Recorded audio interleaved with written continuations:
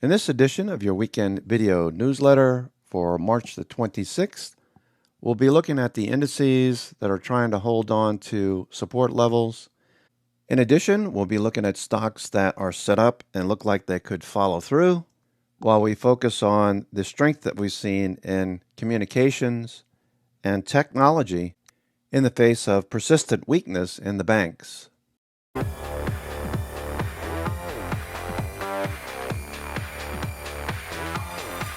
There you go.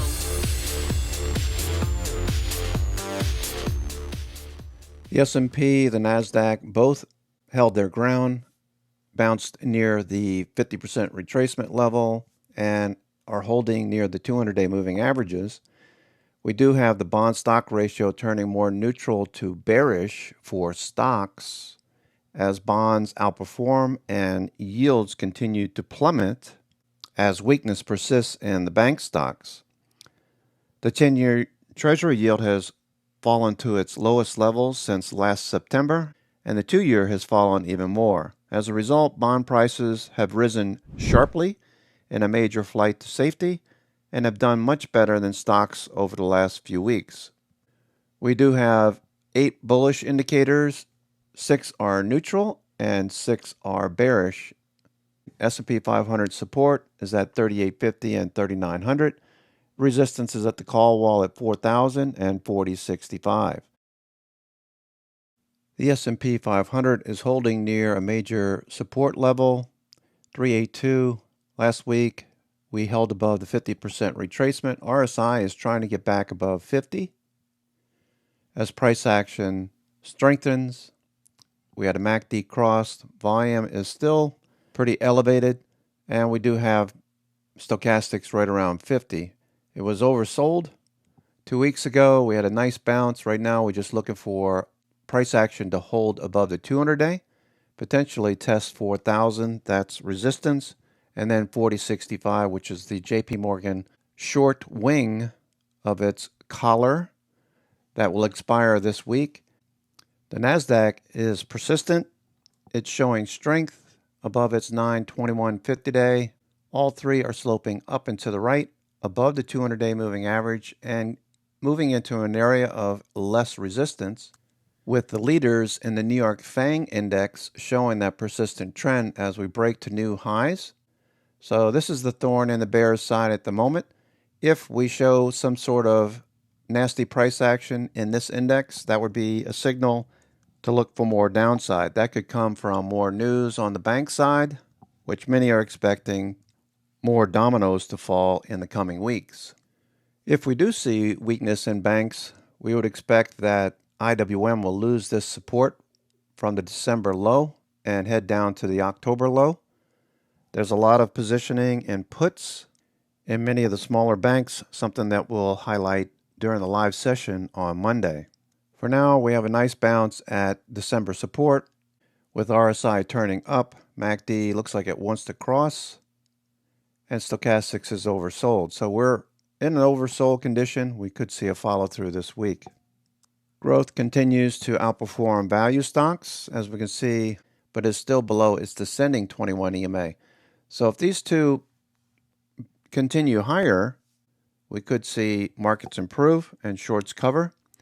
If for some reason tech stocks falter, as we just mentioned, we would look to get more short and add to our hedges. Again, we'll cover that during the live session on Monday and Tuesday. Most of our bearish indicators are related to breadth. We can see the number of stocks trading above their 50-day is down to about 22%. We're near washout levels, like in October where we turned. You would expect to see institutions buying at the lows, not at the highs. So that's something that we're watching very closely, along with CCI, to give us a signal. The number of stocks trading above their 200-day is at about 42% at the present time. These two could turn up along with CCI and give us a signal. For now, these are the top 15 stocks, in addition to the FANG index, that are giving us a reason to believe we can bounce at this time. That said, breadth is deteriorating. We need to see that improve. And so far, we are getting a nice bounce. We hit minus 30% 2 weeks ago. We're looking for a follow through in the S&P 500, mid caps, small caps, and NASDAQ 100 this week. Finally, we're looking for oversold conditions in breadth to continue. I'm watching this black line. If this trough continues to build, that would be a good sign for the NASDAQ, which is outperforming, along with the New York Stock Exchange McClellan oscillator, which is showing us a potential trough and a follow through. So while we're oversold, breadth is deteriorated, there is potential for buyers to step up, something we'll be watching for all this week. A flight to safety in bonds is pretty evident. This is the 1 3-year Treasury bond ETF, SHY, continues higher, with the 7 10-year Treasury bond moving higher as 10-year yields move lower at lows not seen since last September. It lost the 200-day moving average, so if the 10-year yield continues to fall, that's telling you the bond market is expecting the Fed to pause, with bond participants concerned about the fallout and buying the relative safety of U.S. Treasury bonds. We can see TLT also trying to break through a level. So the 1, 3, 7, 10, and now the 20 are all showing strength as investors, portfolio managers, and institutions all buy bonds for their safety. We did see the U.S. dollar bounce at a higher low that we saw in February. There's a possibility this starts to move higher. That would be a headwind for tech stocks. So before I was telling you that growth was outperforming, that could start to deteriorate if the U.S. dollar starts to rally markedly.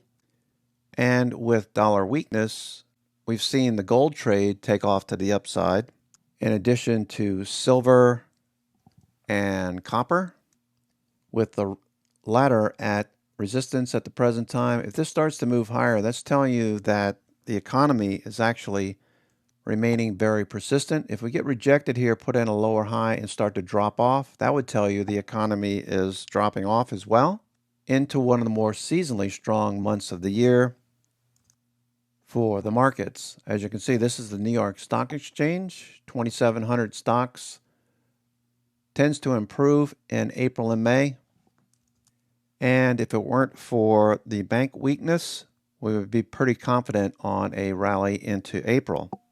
For now, we just need to play it day by day, week by week, looking for improvement and for the Fed to fix the problem, if that's even possible. We got Brent crude trying to bounce off of a low, with gasoline prices moving in the opposite direction. We're looking for a lower high and for gasoline to pull back. That would help consumers during the spring and summer months. Sectors are improving. They moved from crimson red back in early March into present day, continuing to show more yellows, oranges, and greens. There's still some red in here. We do have technology, semiconductors, telecom, communications, all performing. Some relative improvement in the international markets. There are pockets of strength there as well, namely in the UK and Italy, also in Mexico, which put in a higher low and appears to be ready to transition back above the 50-day moving average. Volume picking up, MACD's turning, stochastics rising from oversold. UK bouncing at the 200-day, looking for a follow-through and a push higher. And Italy bouncing near the 200-day, ran into the 50-day, some resistance, looking for it to push above that 30 level in the short term. We also saw some relative strength in sectors last week, XLU, XLV, XLP. The defensive sectors saw a lot of buying. We also had some strength in the metals and mining sector and energy. If we see that strength return this week, especially in communications and tech, consumer staples, utilities, and healthcare, that's 5 sectors alone. If they all bounce, and we do see some improvement in industrials, materials, and maybe even financials, I know that's a lot to ask for, but I'm watching for that nonetheless. And energy, we're starting to see more strength and a potential for a bounce this week. In addition, we have all 9 Small cap sectors bouncing. Technology here as well, outperforming relative to the other small cap sectors. But if these all bounce and follow through, that would help the IWM and the markets overall. The stocks listed below have decent setups. Criteria, we want to see stochastics moving from oversold or near oversold and turning higher. We want price to be above a 921 50-day moving averages if possible. And we're looking for relative strength going into this last week of March. In addition, stocks that showed relative strength last week pushed higher. We had AbbVie as a good trade on Friday. We're looking for a follow through. I posted a video in the alerts channel covering the setup on AbbVie that we'll be looking for again on Monday as healthcare continues with a bid and potential to reach recent highs in the short term. IBD 50 stocks looking good. We had some strength in semiconductors last week. Broadcom looks good. AXON looks good. CPRT trading above its 21-day moving average, looking for a breakout above 71.50 to 72. CPRX looking for that pharmaceutical related name to push higher in the healthcare sector. DQ, probably one of the nicer setups this week. This solar stock pushing higher. We did see strength in First Solar trending above its 921 day on Friday as well. RSI is above 50. Watching for these solar stocks potentially to catch a bid. DQ is a Chinese name, so there is always that headline risk that you're dealing with. That said, it is a bullish setup, looking for a follow through. Double Verify, breaking to new highs. We've got DraftKings pulling back to the 50-day, looking like it might bounce as well. Discount Retailer 5 below, looking for a push higher. That held that 195 level, put in a hammer on Friday, back above the 921 and 50-day. Floor and Decor, bouncing at the 50-day. Graphics Packaging above its 21-day, trending. Lantheus in the healthcare group, medical devices and surgical instruments, with many of the home builders also showing strength. Meritage Home testing 52-week highs. Pulte Homes looking for a follow through. We have TriPoint Homes on here as well. TPH pushing higher. And Trade Desk in the advertising industry looking for a follow through as well. It's above its 21-day, trying to get back up to 52-week highs. And some of the restaurants and bars like Wingstop, looking for that to follow through. It's above its 21-day, along with another IBD 50 name, Darden Restaurants, trying to break to 52-week highs. It's above its 921 50-day. Olive Garden and Associated Restaurants seeing above average volume. MACD's above its signal line, looking for a follow through with restaurants and bars this week. AAR Corp, AIR, symbol AIR. It's in the aerospace and defense industry group, provides engine and airframe parts and maintenance, repair and overhaul services. It's in a multi-year potential breakout and still in the buy zone. As it pushes through these levels, follows through, it's above its rising 10 EMA. Individual gold stocks showing relative strength like Alamos Gold, AGI, breaking out to new highs. Relatively inexpensive name. If gold continues, stocks like this will probably follow through. Look at the volume. That's institutions. MACD above its signal line and rising. Bell Ring Brands, you may not have heard of it. It is a manufacturer and seller of ready-to-drink protein shakes, powders, and nutrition bars, breaking out to new highs, relatively inexpensive. It's on a blue dot scan over at IBD MarketSmith. Looking for a follow-through this week. MACD's crossing and stochastics is rising. Coca-Cola FEMSA ADR. This is Coca-Cola in the Mexico, Latin America, Brazil, and Asia markets. This looks like it's going to break out. It's trending above the 921 50-day. Remember, Mexico is outperforming. Green Brick Partners owns, develops, and sells land and builds single-family homes in Dallas and Atlanta markets. Looking very bullish, looking for 52-week highs, along with other previously mentioned home builders, Tri Point Homes, Pulte Homes, and KB Homes. KB Homes also showed up on MarketSmith Blue Dot Scan, showing relative strength line at 95, ready to break higher, coming out of a base with well above average volume. If I were going to take this home builder, I'd probably look for a little flag or a handle and then a breakout.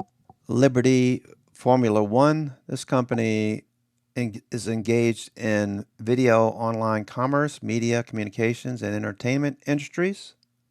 In the U.S., this is following through with a nice bullish trend. 921 50-day are pointed up and to the right.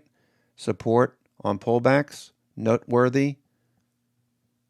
MACD's above its signal line and stochastic is rising. Meritage Homes, as previously mentioned, trading at 52-week highs. Motorola Solutions looking for a breakout above this 273 level after this flat base formed in late November into the new year, looking for a breakout. Volume starting to pick up. MACD's above its signal line and stochastics is at 80. NAPCO Securities Technologies breaking to 52-week highs, well above average volume. MACD turned and stochastics embedded. On holding, a Switzerland-based company operating 8,700 retail stores worldwide that offer premium sports, shoes, and apparel. This one's breaking higher on earnings. MarketSmith shows an earnings surprise of 160% and a overall beat on earnings of 149%. Volume piled in and drove the stock higher all of last week. I'm looking for a flag or consolidation up here near 30.31 in the short term. CRM, many of you looked at this one on the pullback, with the company announcing a earnings surprise of 60.7%. Earnings jumped 100% from 84 cents in the previous year to $1.68 this year, reported on March the 1st. MarketSmith shows relative strength line at 93, potentially following through, with earnings in 2023 of $5.24 and increasing 21% in 2024. So you're buying as a trend develops in CRM, looking for Salesforce to continue higher. Remember, healthcare looking very strong last week. We had AbbVie breaking out above recent pivots and resistance zones. We have the same thing with Vertex Pharmaceuticals, with earnings growing in 2023, 9%. In its most recent report, February 7th, the company reported a 25% beat, $3.02 previously, $3.76 in the current quarter. Following through, RSI is rising. Vertex looks like it's going to continue this week. We have higher than average volume. MACD's above its signal line. Stochastics is embedded. Look for consolidation right around these previous highs at 325 and eventually for Vertex to follow through. Wheaton Precious Metals, along with many of the gold, silver, and material stocks followed through last week. Look for this one to continue higher as well. Okay, traders, that's going to do it for me. This is Cousin Vinny coming to you from theclosingprint.com with your weekend video newsletter for March 26, 2023. Watch these stocks down below. I didn't cover every single one of them, but they all have similar setups to the ones we just showed you. Look for those to follow through. And look for a watch list later tonight around 12 midnight on the East Coast and around 9 o'clock on the West Coast. So check your inbox for that. And with a bit of luck, maybe the banks start to bounce a little bit this week and give you an opportunity to reduce your risk. Bottom line, let's start the week with caution and look for these stocks to follow through. Take care. Have a great weekend, what's left of it, and we'll talk to you in the morning. Ciao.